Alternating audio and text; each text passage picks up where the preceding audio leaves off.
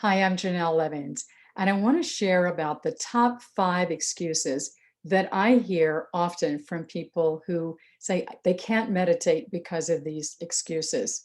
And unfortunately, there's still a lot of misperceptions about meditation despite the mainstreaming of meditation. And it's certainly mindfulness and meditation have become even more popular in 2020 as we all went through the global pandemic and continuing into 2021. Recently, I have been talking to a lot of people because I'm running a class in February and March to teach people online how to meditate.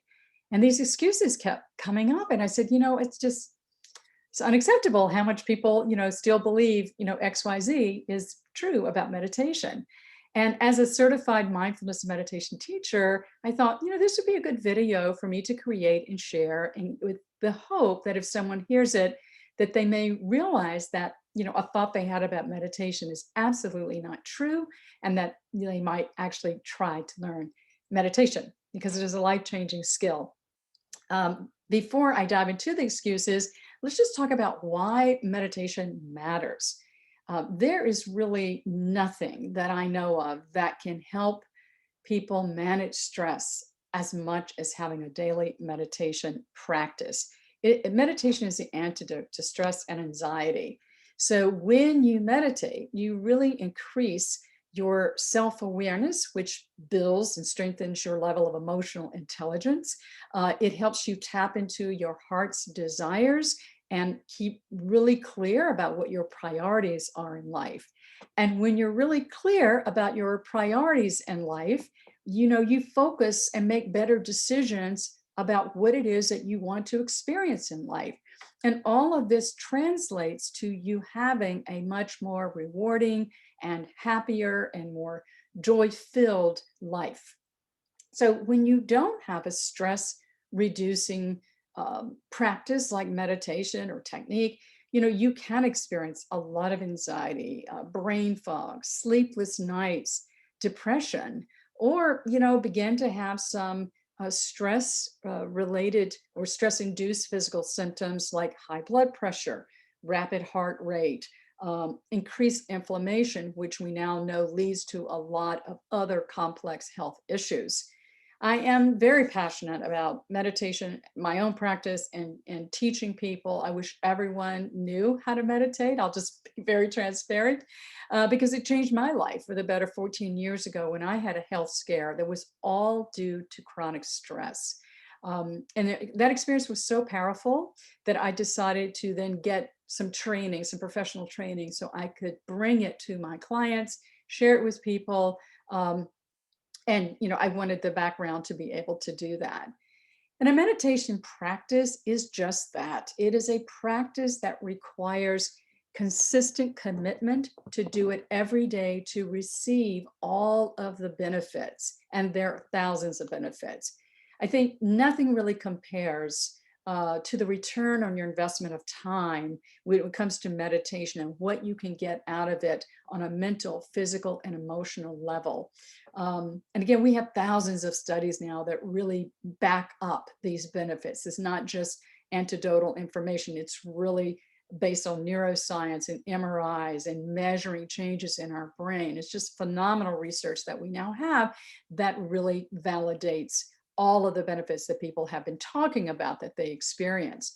And if you're a leader listening to this, I want you to know that meditation also, because I've done a lot of research with leaders and meditation, it helps you see things much more objectively. And as leaders, sometimes you're in these situations where you have to make sometimes hard decisions that aren't always so popular. And it can really help bring you greater clarity about what the right decision is. And it helps you form deeper relationships at work and certainly outside of work. And leaders that I work with, which I do specialize in, really credit their meditation practice for helping them manage health issues, manage stress, manage conflicts with difficult employees or clients or coworkers, and that they can focus so much more easily and then make better decisions. So again, my intention in sharing these excuses that I hear from people about why they can't meditate is to really debunk the myths and misperceptions that still exist about meditation. And I think they're still keeping people from trying meditation. So the very first excuse that I hear almost every day, I can't stop thinking. I'll never be able to meditate, Jennell, because I can't stop thinking. And I agree 100% with that. You can never stop thinking. We all have like 60,000 plus thoughts a day. The goal of meditation is not to stop thinking. And that's a real misperception that people have. The goal with meditation is to interrupt your normal patterns of thinking and allow you to relax and let go and have some rest mentally, physically, and emotionally. And you always begin a meditation with a point of focus. That might be your breath, a mantra, looking at an image or imagining an image. There are lots of different ways to meditate, but your point of focus sort of tells your brain and your body, now it's time to settle down and we're going to meditate. And it's like having an anchor to start. The more you meditate, the less of the mind chatter that people refer to when they say they can't stop thinking, the less of that you will experience. But you will always experience it probably to some level. I know I do 14 years later. Your mind will wander to your to-do list or what you're going to do later after you meditate. That's perfectly normal. And all you have to do is return back to your point of focus over and over. You're still getting benefits. All right, the second excuse I hear is, I don't have enough time. I'm so busy. I don't have enough time to meditate. Full transparency, I used to say that also before I had my own wake-up call and was determined to find the time. Somehow we always find time to do whatever it is that we want to do or we think is important, right? The irony of this particular excuse is that when you meditate and you take time every day to slow down, your perception of time will shift. It can't not change because you're more present. Time expands. I have had this experience consistently, and so have many of my clients. So, you just take time every day to slow down. Your perceptions of time, maybe moving too quickly or not having enough of it, will really shift. Now, the truth is you do have to find time to put it into your schedule, which I'm sure is already very busy. But this is something that's going to be an add-in. And I've done a lot of research around how do you install a new habit like meditation. And I like what James Clear, who wrote the book Atomic Habits, had to say about this. And he says, he recommends rather a technique for adding something new into your life, like a meditation practice. He says, go to habit stacking. And he believes that we can build onto a habit that we already have, like meditating after you brush your teeth in the morning, or meditating before or after a shower in the morning, as an example. But you have to find the right time. And I always suggest to my clients to experiment with different times. Try the morning, try before lunch, try late afternoon before dinner. You always want to meditate before you eat. Or some people like to meditate at night right before they go to bed. And that is a special meditation, usually called yoga nidra, that takes you right into la la land after you finish your meditation. So you just experiment with it, because the time you invest in meditating, again, will pay you back tenfold with a higher level of mental, physical, and emotional health. The third excuse that I hear a lot is meditation will conflict with my religion. Meditation is not a religion, and it will not conflict with any faith. There are some traditional meditation practices that have roots in Eastern philosophies and religions, but modern day meditation is just a breathing exercise. It's a relaxation exercise. And so, whether you consider yourself to be a religious person or not, meditation will only make you more aware of your beliefs or the beliefs that you don't have. So it's not going to in any way convert you to believe something that you don't want to believe. There are people of all faiths that meditate and people of no faith that meditate. So it just makes you more aware of whatever your belief system is and more appreciative of that. The fourth excuse that I hear is meditation is really hard. If you can sit and breathe, you can meditate. It is so easy, so simple that I think sometimes people can't believe that it is that simple. They think I'm not doing it right. Um, Again, some people don't know that they need an anchor maybe to help them focus and settle down when they meditate. So they never feel that, we're going to start to meditate feeling, and they feel very scattered and they get demotivated and they give it up. Um, but again, you always start with that. So there's nothing hard about meditation.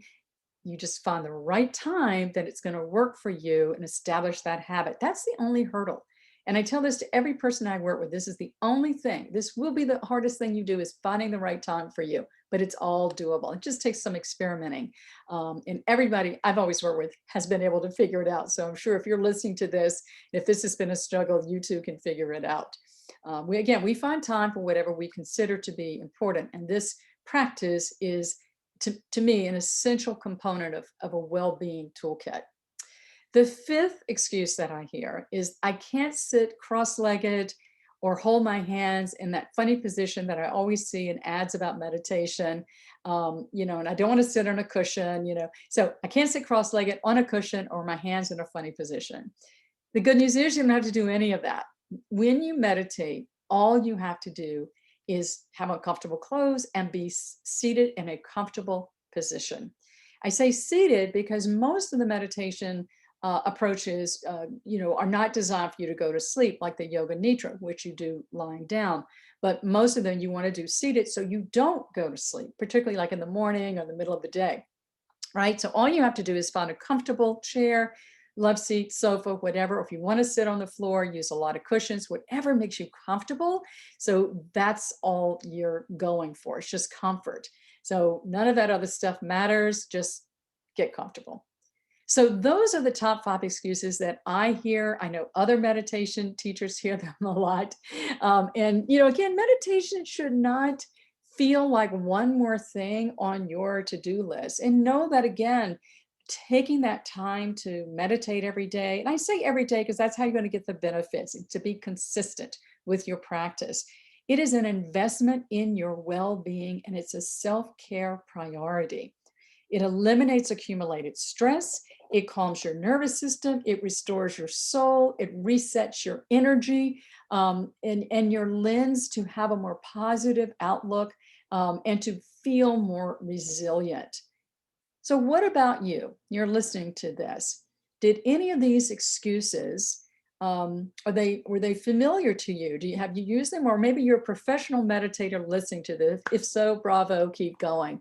But if you did hear something in my share in this video, I hope maybe it has brought a new light to maybe something that, if it was getting in your way, if you thought it was too hard, or you felt like you had to stop thinking or something. Because again, meditation is such a game changer for anyone who is trying to manage a lot of stress, who wants to feel calmer, you want to be a better leader, a better human being. This is a great path to go on. And there's no downside to meditation. That's what I always say. It's a little bit of investment for a lot of return. So if you're interested in learning more about how to learn to meditate, please reach out to me. My contact information is in the video description, and I'd be happy to set up a call with you and share my approach and the different ways that I work with people privately, in groups, and in corporations. Take care.